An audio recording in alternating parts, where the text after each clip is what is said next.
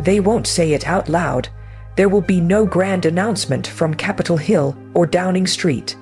No official document will declare it, but behind closed doors in the quiet rooms of power there is a growing fear.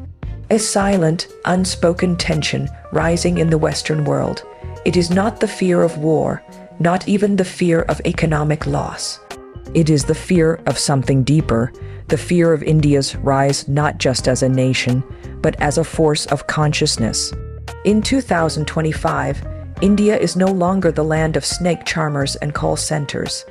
It is the land of data sovereignty, quantum computing, space innovation, and cultural resurgence. The West had written its own script for India, forever developing, always dependent, occasionally celebrated, but never equal. But that script is now obsolete. India is writing its own story, and that terrifies them. Why? Because power has always rested not just in weapons or wealth, but in the power to shape reality. And for centuries, the West has monopolized that power. They wrote the books, they made the rules, they defined what civilization, progress, and success meant. But now, India is breaking free, not just economically, but intellectually, spiritually, and strategically. It is no longer borrowing the West's lens to view itself.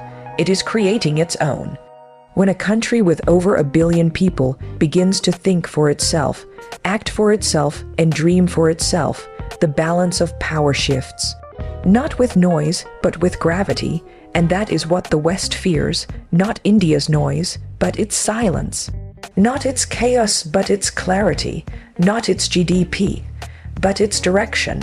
In 2025, India is the world's most populous democracy. Its youth are not just in search of jobs, they are in search of meaning, and that's dangerous to any system that relies on consumerism, conformity, and control. India is exporting software, satellites, spirituality, and self-confidence. This is not soft power. This is soul power, and it cannot be colonized. Western fear of India is not new, but it has evolved. Once they feared India as a colony rising in rebellion. Now they fear India as a civilization rising in relevance. The British came for spices and stayed for centuries. Now they return as investors, only to find India investing in itself. It builds its own highways, sends its own rockets, runs its own digital economy. It negotiates with giants, not as a beggar, but as a broker. This rise isn't accidental, it's generational, and more importantly, it's intentional. India is not rising because the world is being kind. India is rising because its people refuse to remain asleep. The youth that once wanted to leave are now staying. The minds that once followed are now leading. The voices that were once quiet are now shaping the global discourse.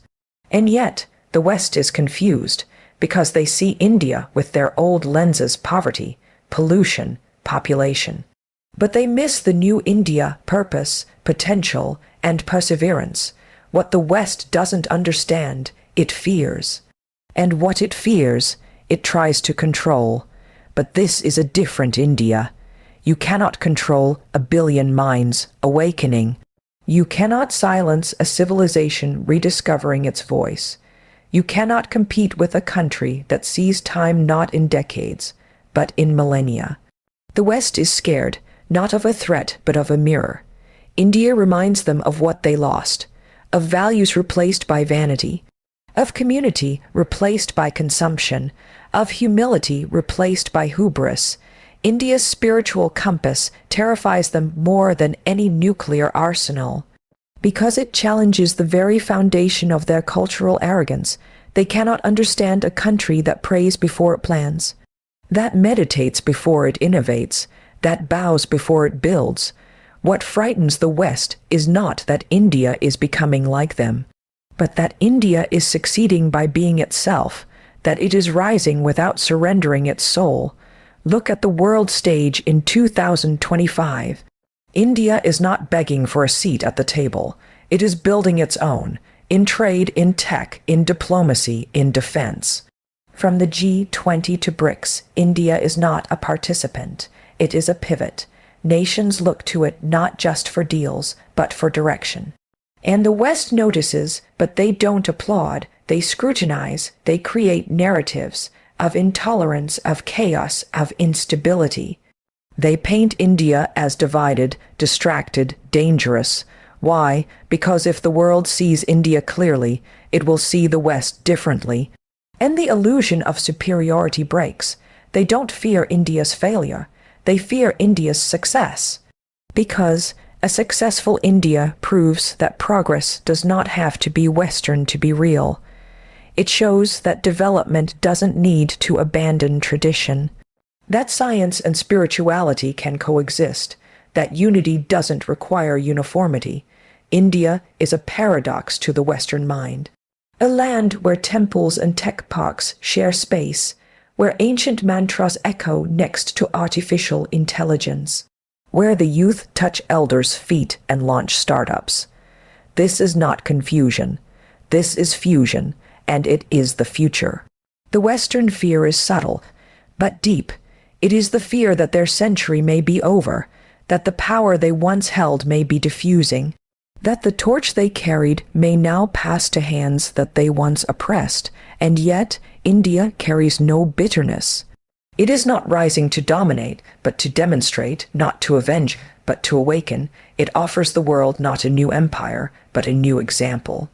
In 2025, India teaches the world that strength is not loudness,